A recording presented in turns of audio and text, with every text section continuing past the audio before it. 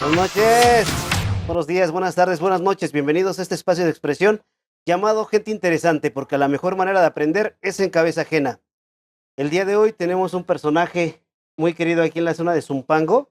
Es licenciado en Derecho y se ha especializado en materia electoral.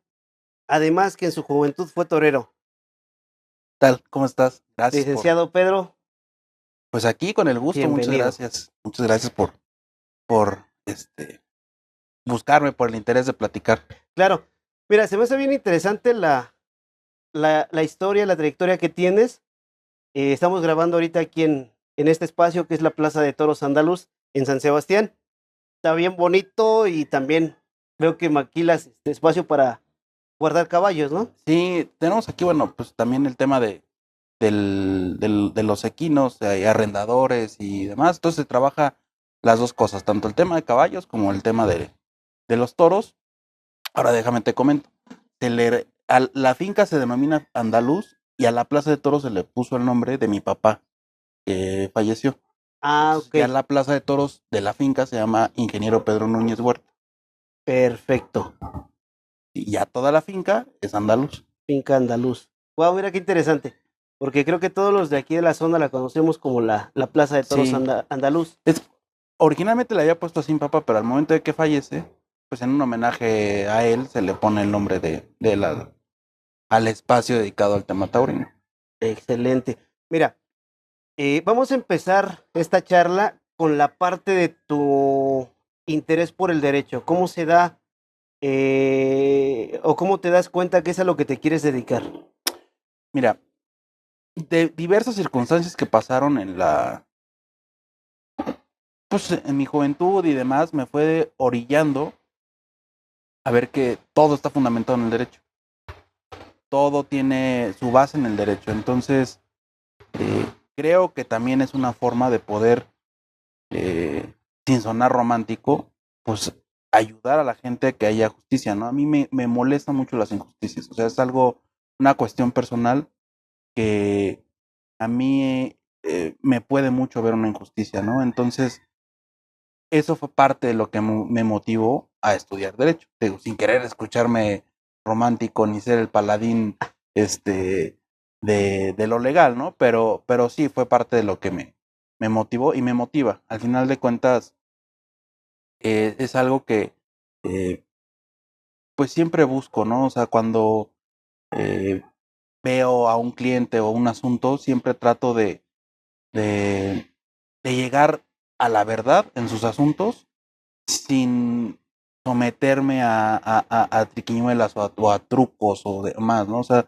siempre tratar de irme por la derecha, porque pues también hay que comentar, ¿no? Hay abogados que pues se venden, se dejan caer y Ujú, demás, ¿no? O sea, de mi parte, este, ahora sí como dicen, ¿no? Hasta donde tope, pero con la camiseta bien puesta con el cliente. claro, y limpio. Sí. Y el camino hacia la política. El camino hacia la política viene de parte de mi familia materna.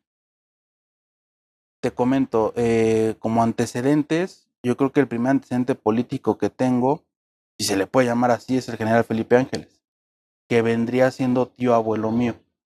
Wow. Y derivado de eso, bueno, igual, un tío fue gobernador de Hidalgo, otros fueron senadores, diputados federales y otros servidores públicos. Entonces, de la parte de mi mamá es donde viene esa línea política. Ujú. Incluso una prima que nos llevamos un mes, un día, fue candidata a presidenta municipal de Zapopan Ujú. y actualmente es regidora en el municipio de Zapopan, Jalisco.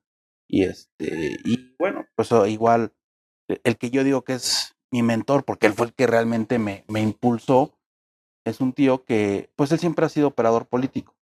Actualmente trabaja ahí con un presidente municipal, igual de Jalisco, este, y de ahí es donde viene la línea política, que incursiona en la política en cuanto me retiro del tema taurino.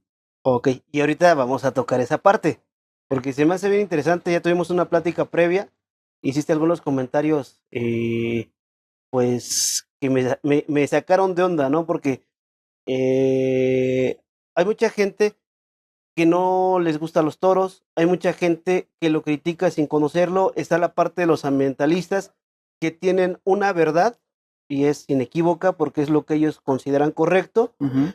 pero también está la otra parte, ¿no? La parte de las personas que les gusta la fiesta brava. Regresando un poquito, allá es un comentario del servicio público, que es lo que debería ser realmente la política, ¿no? Porque muchas personas utilizan la política como plataforma para beneficio personal. Sí. Pero también hay personas que lo que realmente les interesa es el servicio público. Hace poco estaba viendo personas que son movilizadores, que muchas veces sin un pago, sin un reconocimiento, están trabajando, están poniéndose la camiseta en apariencia por el partido, pero más que por el partido es por la gente. Y hablo de todos los lados, no hablo de un solo color. Mira, yo creo que el tema de la política se ha desvirtuado mucho, pero poco a poco se está retomando ese sentido de servir. Eh, este tío que te comento, cuando empezamos en el tema de que me empieza a incursionar, porque él, de hecho, él fue quien me impulsó para meterme al entonces Frente Juvenil Revolucionario, en el PRI. Claro. Él me decía que el poder no es para servirse, el poder es para servir. Así es. Entonces, creo que se ha desvirtuado mucho esa parte política y se ha roto ese enlace entre el político y el ciudadano, pero poco a poco se está retomando. ¿Por qué digo que se rompió? Porque en cierto momento al político se le vio como un semidios. Así es. Una persona inalcanzable, una persona con poder y eso, pues si no estás estable emocionalmente, también te desequilibra y como te dicen, ¿no? Se te vuelan las palomas y te la crees. Al final de cuentas sigue siendo un ser humano como cualquier otro, con una función y un encargo específico, pero la gente se ha estado equivocando en eso. Y como dices, empieza a agarrarlo de plataforma para un crecimiento económico personal, ¿no? Entonces, creo que también es una tendencia a nivel mundial, digo, porque tenemos presidentes como Nayib Bukele, como el de Ecuador, ahorita recuerdo el nombre, ¿Quién fue Evo? no, ¿El actual? el actual, Tampoco. Daniel Noboa. Son jóvenes que vienen de la parte privada, pero con una vocación de servicio. Y entonces, lo que están haciendo por sus países son realmente transformaciones reales en el sentido del poder mejorar el país. Caso El Salvador, o sea, El Salvador era de los países más inseguros del mundo y hoy es de los más seguros, ¿no? Entonces, son situaciones de que ya las políticas internas de cada estado, pues lo podrán definir bien o mal, ¿no? Así Pero es. lo que se ve hacia afuera, se ve un servicio positivo hacia el país y un cambio positivo hacia el país. Entonces creo que esas líneas se tienen que ir mejorando en México y sobre todo por el tema de los perfiles que los partidos propongan. Así es. ¿Por qué? Porque muchas veces se proponen perfiles, pero para darles protección. Se les manda al legislativo para darles un fuero porque traen problemas legales. Entonces, ¿qué es lo que hace eso? Pues te vuelve en un sentido de poder chantajear al legislador, de que apruebe cierta votación o que se sume una votación porque pues trae una carpeta de investigación o trae cuestiones. Entonces, es lo que buscan muchos, ¿no? Esa protección, ese fuero, porque ya hicieron cosas Así que es. les orillan a buscar eso, ¿no? Así es, y ya hay un compromiso con, Exactamente. con las altas jerarquías. Entonces ya no se vuelve un tema de servicio hacia el pueblo, porque hay muchos diputados que no saben ni siquiera por qué son diputados.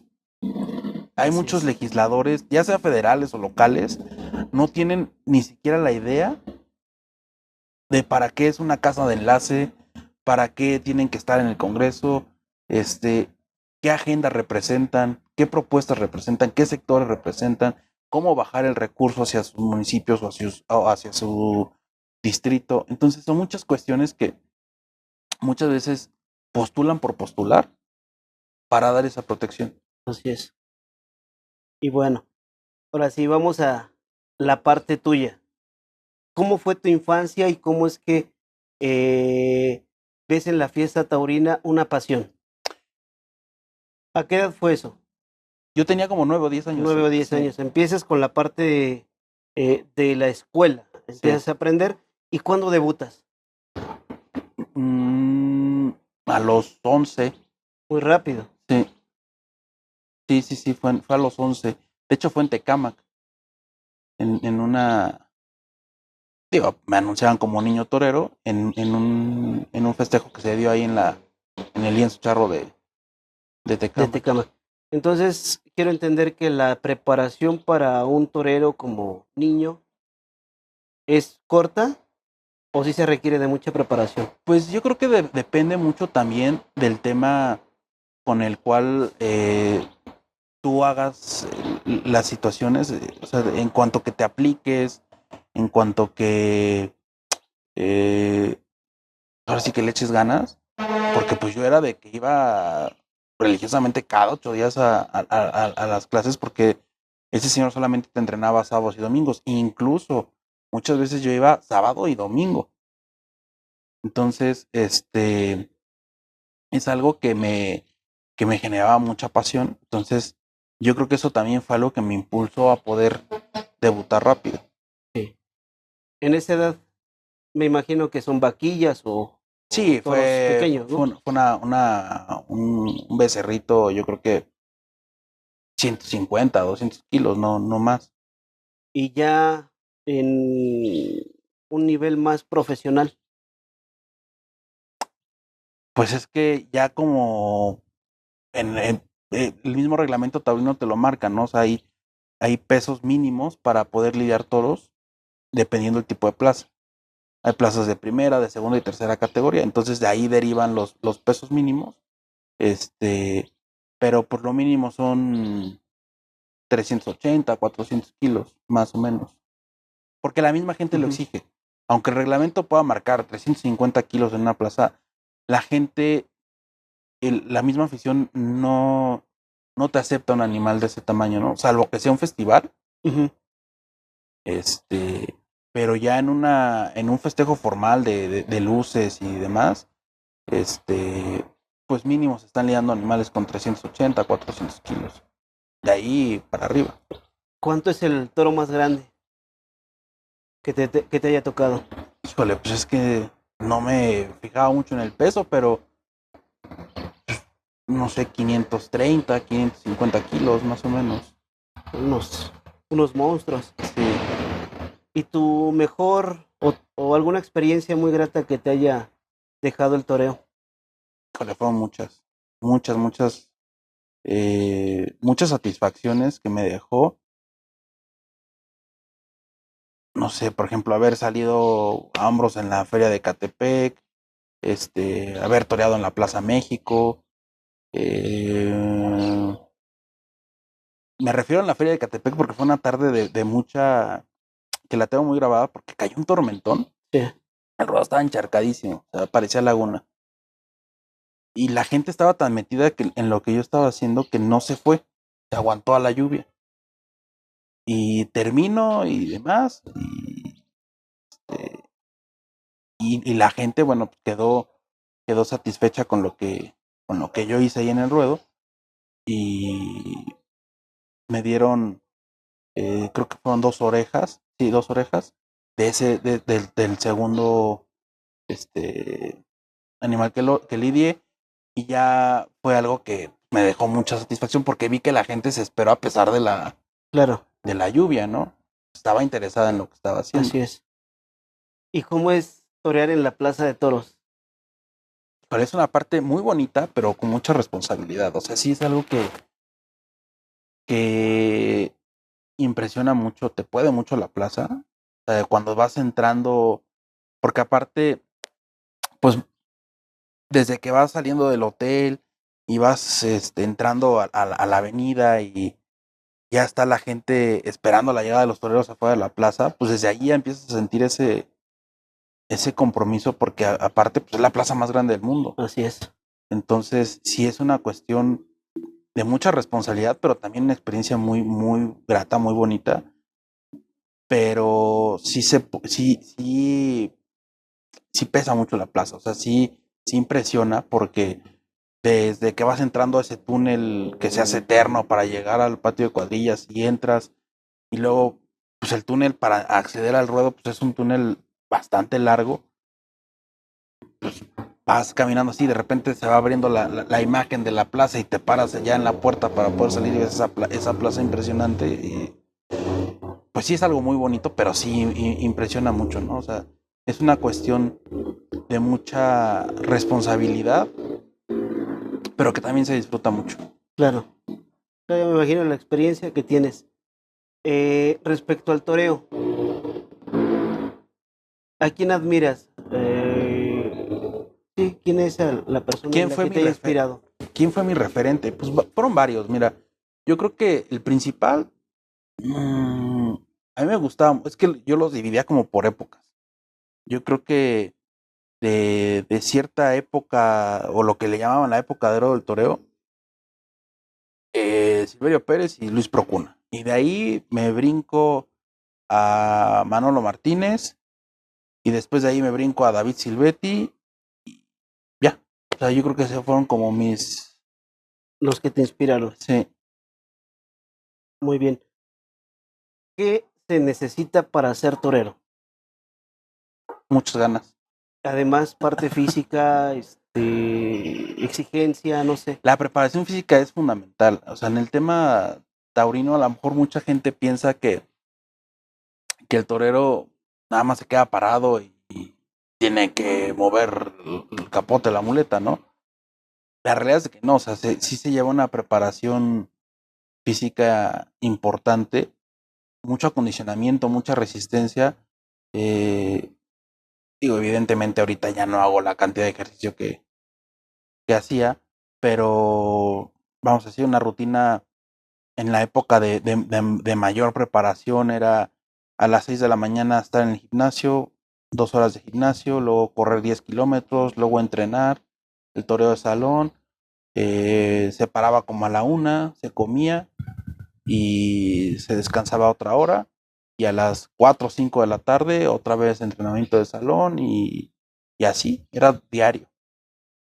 Entonces sí, es una profesión muy celosa, es una profesión que te absorbe mucho y no te permite distraerte en otras cosas. Cuando te empiezas a distraer,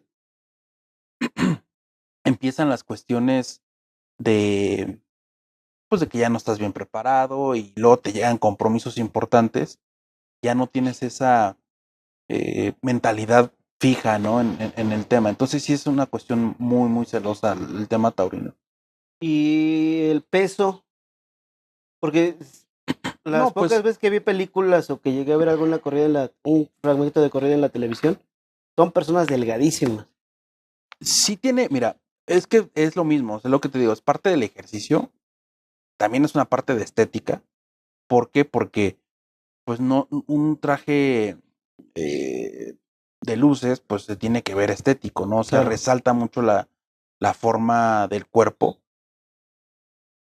Muchos dicen que son mayas, la verdad es que no son mayas, o sea, son cuestiones, es una tela, está dividido el traje en dos partes, ¿no? Por ejemplo, el pantalón o taleguilla, como se le llama, la parte del bordado y la parte interna lleva una tela semielástica que se llama punto. Entonces, eso igual para ponértelo, pues te tienen casi que cargar para que suba el pantalón, ¿no? Entonces, Sí. sí es una parte de estética, pero también es una parte entre que más ligero estés, más fácil si un toro te agarra, es menos probable que te pueda pegar una cornada. Las cornadas están al orden del día. Claro. Pero ¿en qué sentido es? Porque entre menos peso, menos resistencia del peso, y es más fácil que el toro te aviente a que se entierre el cuerno. Sí, O sea, son muchas cuestiones también de por qué estar delgado. mira, interesante. También me comentabas de la parte de la tradición que ya está por cumplir 500 años en México. Ujú. Mira, en México la primera corrida de toros se celebra por órdenes de Hernán Cortés, en lo que hoy es el Zócalo. Fue en agosto de 1526. Entonces estamos a 2 años de cumplir los 500 años de corridas de toros en México. Al final es parte de la identidad de nuestro país. Claro, Mira, la charrería y los propios charros han sido muy inteligentes en el sentido de adjudicarse el tema de la charrería como el deporte nacional. Pero la realidad es que no habría charrería si no hubiera toros.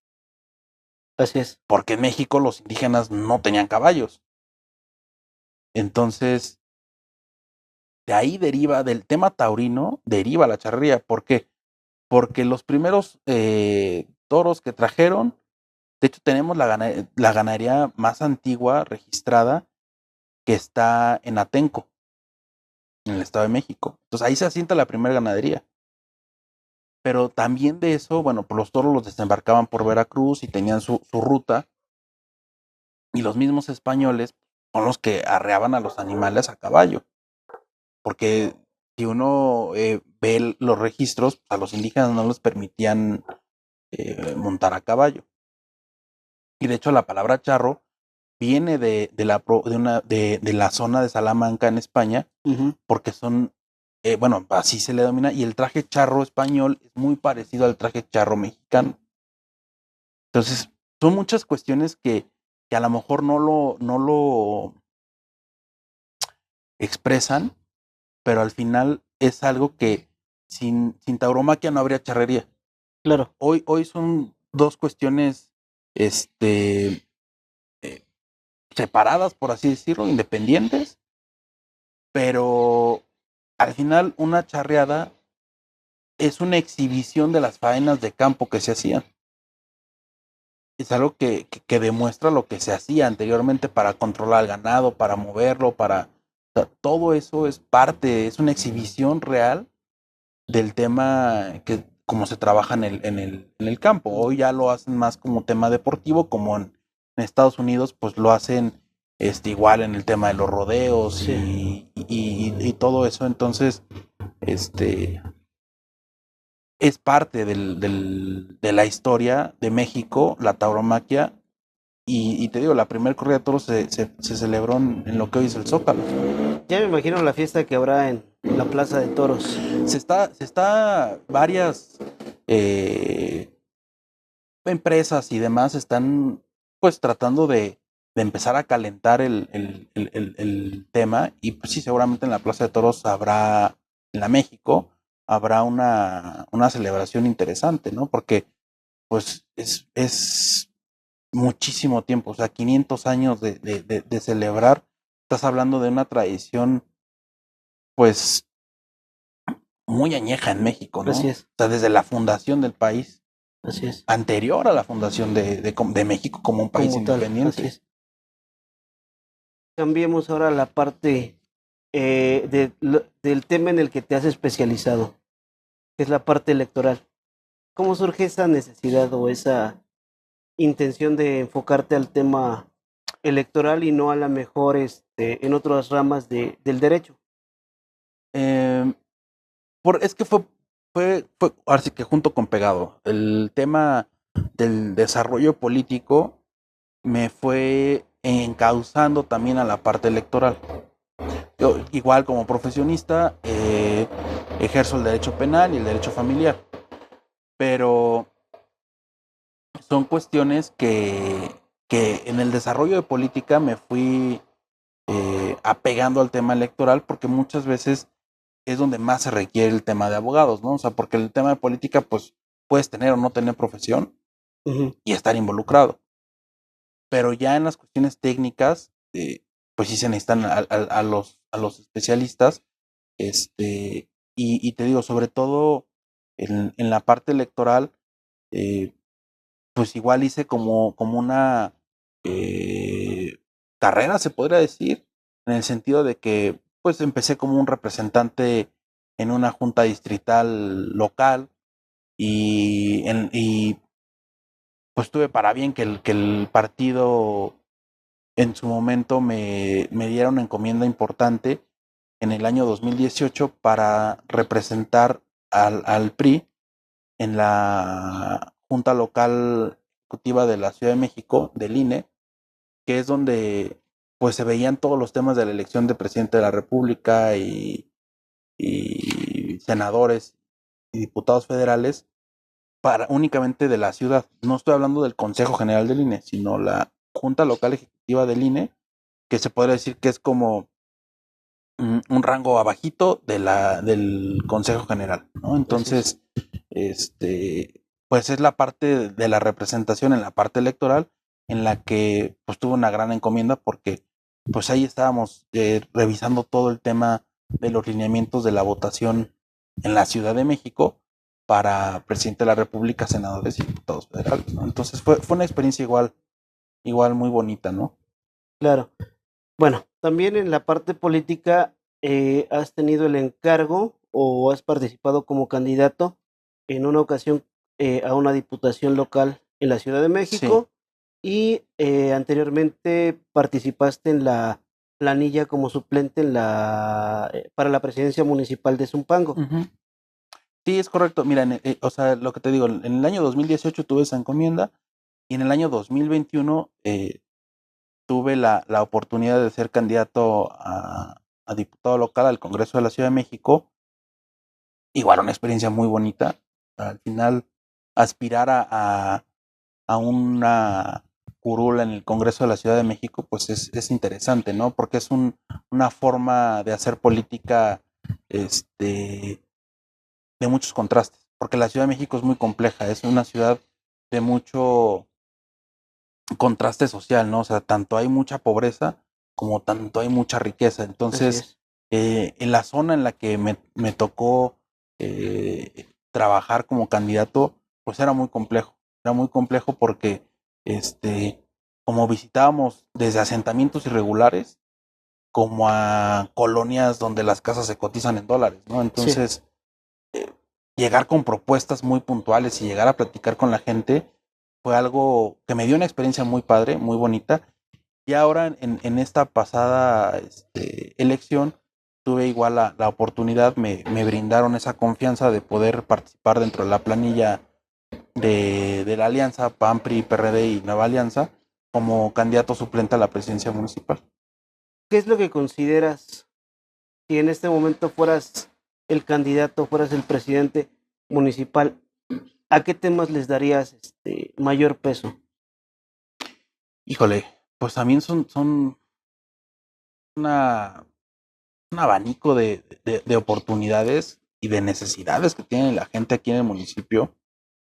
Mira, igual ser candidato suplente del maestro Rogelio es una experiencia muy bonita. Yo estoy muy agradecido con él por esa confianza y por ese impulso, ¿no? También, eh, al final, acceder a esa candidatura fue una cuestión eh, que se platicó entre otras personas. Él estuvo de acuerdo en que yo pudiera ocupar el cargo de suplente. Entonces, desde ahí el agradecimiento, ¿no? Y la parte en el sentido de ya la experiencia de empezar a transitar el municipio y ver todas las necesidades, pues te da una óptica en la cuestión de que hay mucho rezago en la parte de acceso a servicios. O sea, creo que son cuestiones que se tienen que trabajar. Yo he visto zonas aquí en el municipio que hay rezago, si lo podíamos medir en tiempo, como de 25, 30 años. O sea, son cuestiones donde eh, no tienen ni siquiera un drenaje, una calle, un servicio básico, ¿no? Entonces, son cuestiones que se tienen que ir eh, trabajando. Al final es algo que se tiene que ir planificando, se tiene que, yo soy muy creyente en el sentido de que se tiene que hacer un plan y un proyecto en el sentido de continuidad. No, no porque entre alguien que a lo mejor es de otro partido o de otra línea política, no le dé continuidad a lo que está haciendo el anterior. Claro. Entonces, en las cosas buenas, ¿no? No darle continuidad a lo que afecta al ciudadano. Pero sí en el sentido de dejar una proyección y una planificación en el que se vea el desarrollo, pero con un trabajo de continuidad. Porque muchas veces está una administración, hablando en general, o sea, entra una administración y empieza a meter el drenaje. Y llega otra administración y a lo mejor le faltaron 500 metros para acabar la línea de drenaje, pero la otra administración ya no lo termina. Así es. Entonces la gente se queda con el servicio incompleto y de ahí ya empieza a ver ese rezago. Y pasa a otra administración y dice, oye, hace 2 administraciones estaban haciendo un drenaje ahí, pero no lo ven como prioridad porque ellos traen su propia agenda, su propio proyecto. Entonces se empieza a quedar ese rezago y es lo que no debe pasar. Al final, creo que debe haber proyectos de continuidad y una planificación de gobierno que permita que el ciudadano acceda a los servicios básicos y de ahí derivar a las otras problemáticas, ¿no? También creo que al municipio le hace mucha falta la inversión de capital para la generación de empleos. Creo que es algo que se tiene que incentivar en el municipio, se tiene que traer inversión, no ahuyentarla. Claro.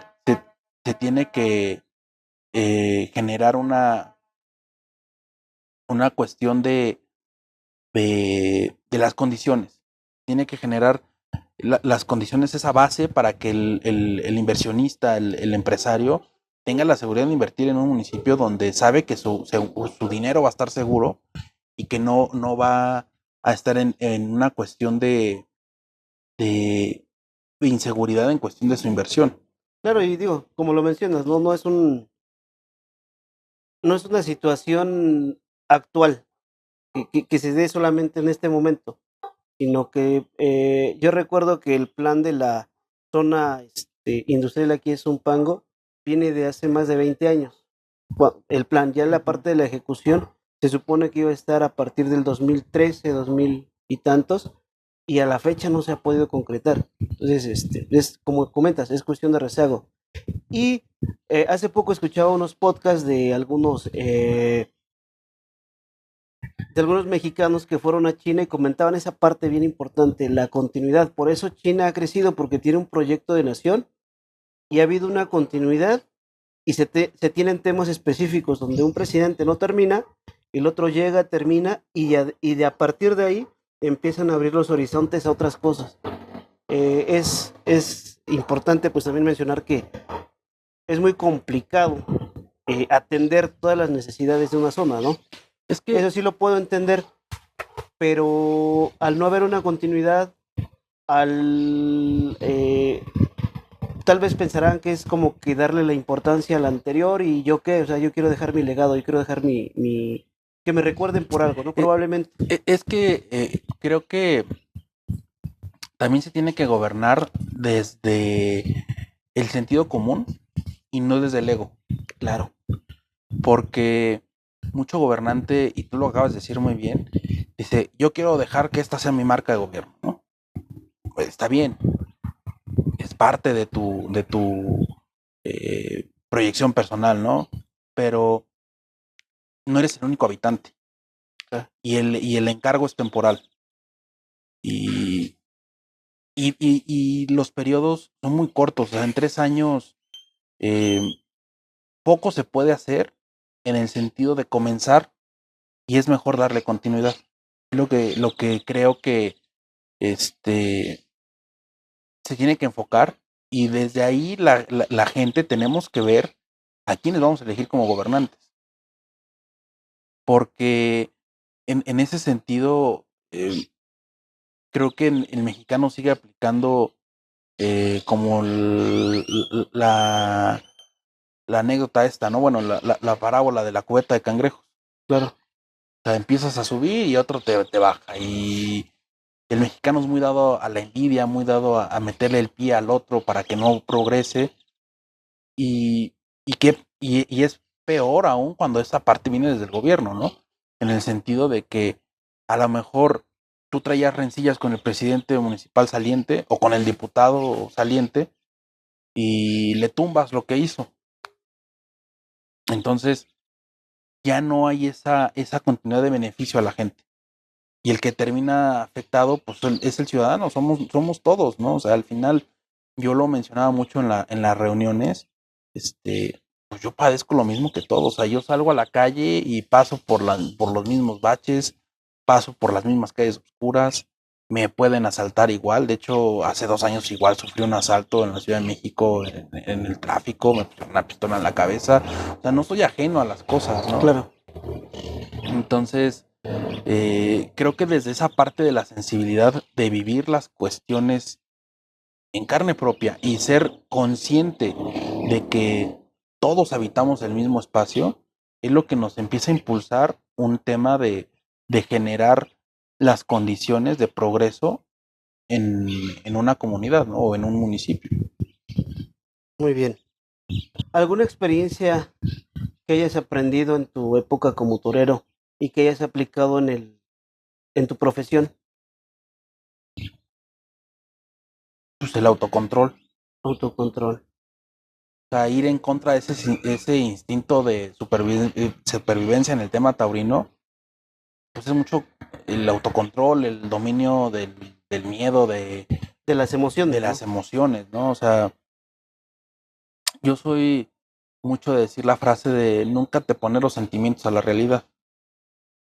O sea, ¿en qué sentido? En el que, pues si estás viendo algo, ser objetivo, Claro. no ser subjetivo y sentimental en el sentido de lo que se debe de aplicar, ¿no? Entonces, eso también me ha servido mucho en la parte de la profesión, porque hay cuestiones en las que, como te comentaba, ¿no? O sea, también ejerzo el derecho penal y el derecho familiar. Este, Cuando ves a la contraparte y sabes el alcance que puede tener las acciones que realizó, pero también ves a tu cliente en las condiciones en las que está por las acciones que realizaron, es donde tienes que ser muy frío para tomar esas decisiones y una ruta y una estrategia jurídica para poder aplicar la ley sin que te peguen el sentimiento. Claro. Porque una vez, te lo voy a comentar, llevaba en el despacho, me tocó participar ahí en conjunto con los demás abogados en un delito de violación, en el sentido de defender a la víctima. Era una niña que había sufrido violación continua por parte de un familiar. Desde los 3 años hasta los 7 años la estuvo violando. Y pues tú veías al señor y pues veías que la estaba pasando mal adentro, ¿no? Claro.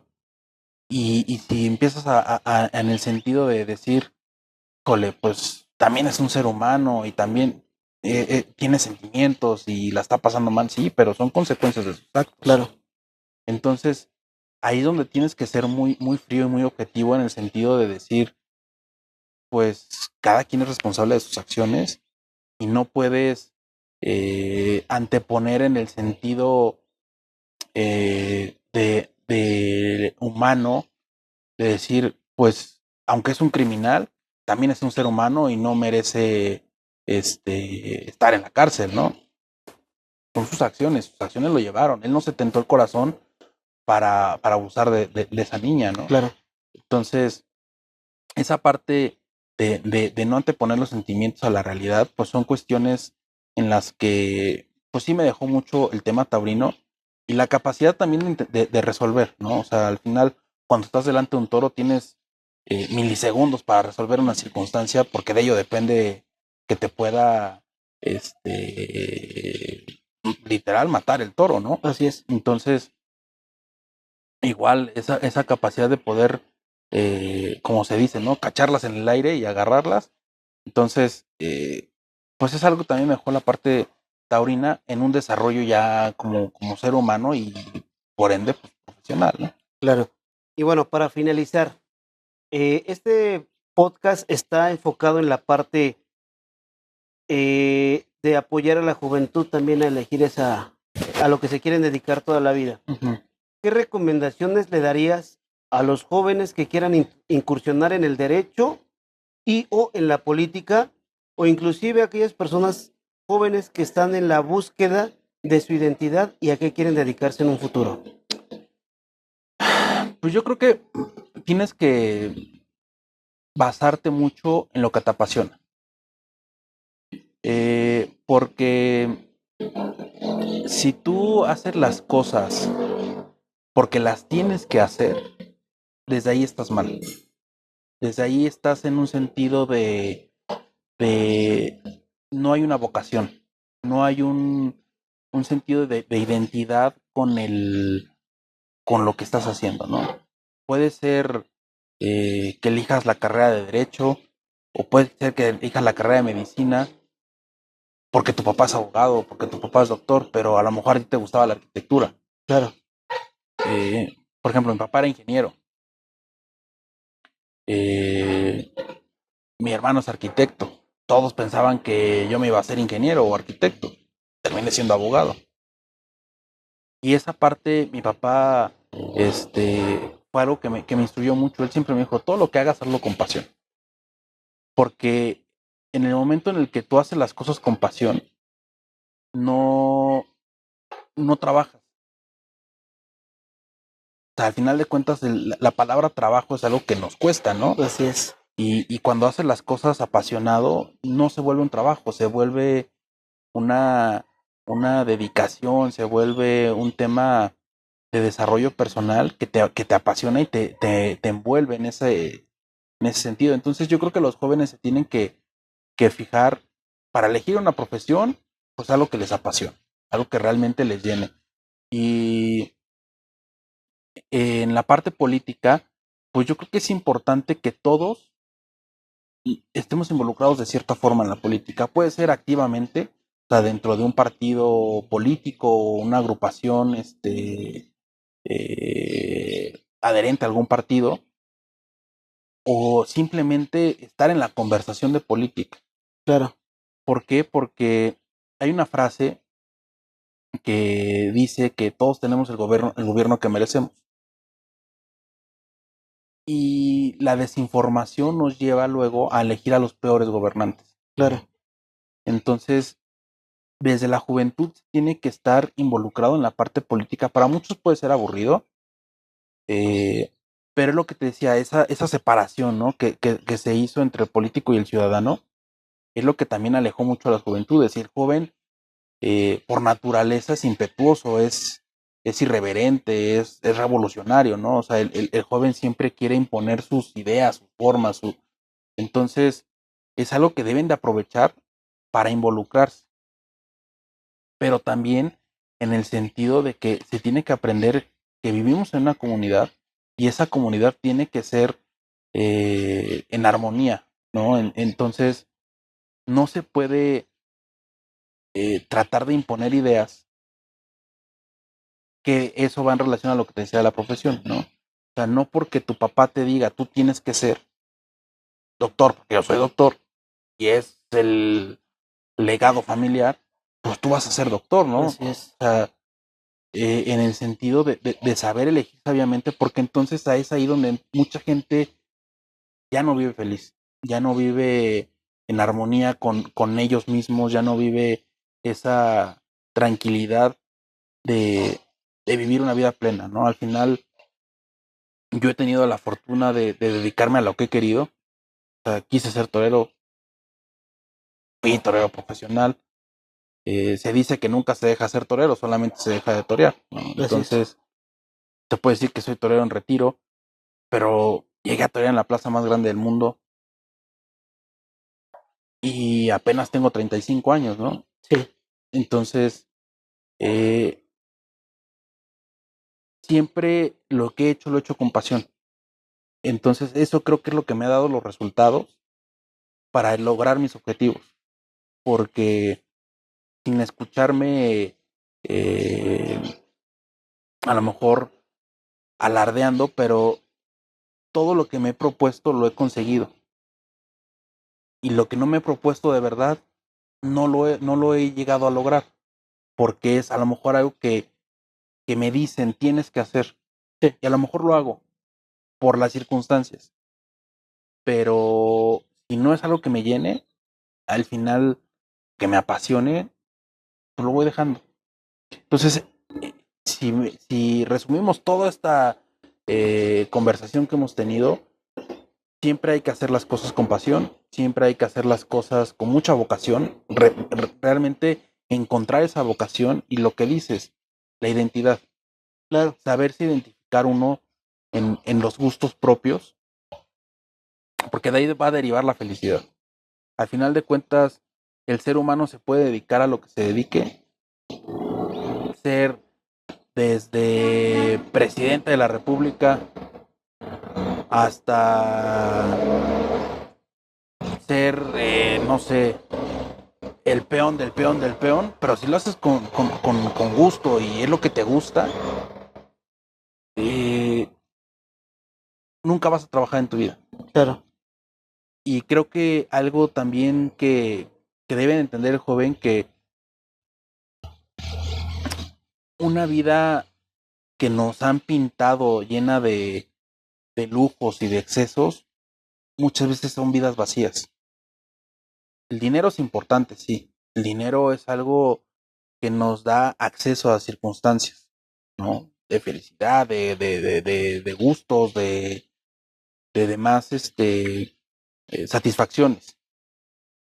Pero el dinero no tiene que ser la causa final del por qué hacer las cosas. Así es.